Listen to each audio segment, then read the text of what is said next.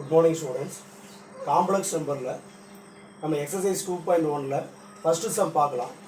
First sum என்ன கொடுத்திருக்காங்கன்னா I power 1947 plus I power 1950 கொடுத்திருக்காங்க.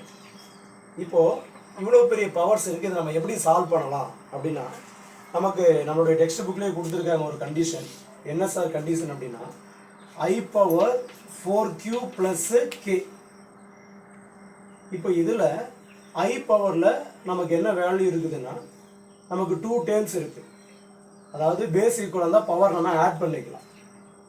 அப்போ நமக்கு இதை ரெண்டா பிரிக்கலாம். I power 4q into I power k ன்னு பிரிக்கலாம்.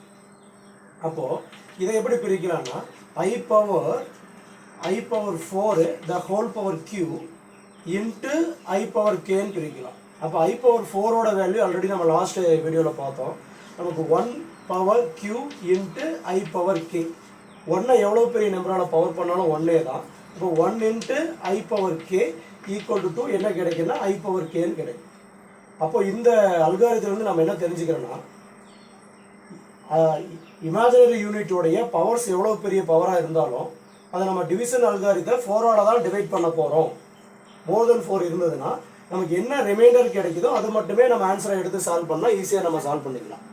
அதுபடி நமக்கு பார்த்தோம் அப்படின்னா இங்க ரெண்டு டேர்ம் நமக்கு கொடுத்துருக்காங்க.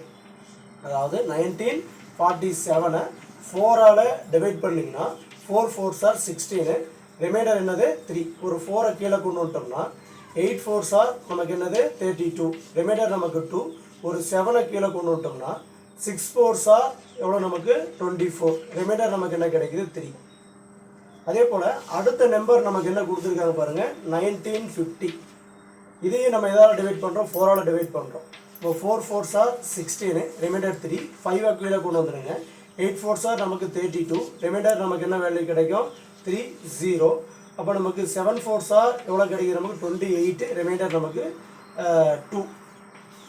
அப்போ இந்த ரெண்டு டிவிஷன் அல்காரிதம் பாத்தீங்கன்னா நமக்கு என்ன வேல்யூ கிடைக்குது, ரிமைண்டர் என்ன கிடைக்குதுன்னா I power 3 plus I power 2.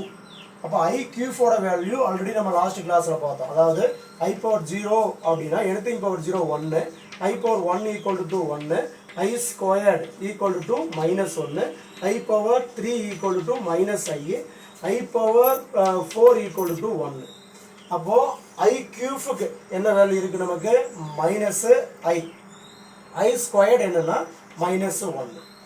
அப்போ இதனுடைய ஆன்சர் நமக்கு என்னன்னு பார்த்தோம்னா -I -1.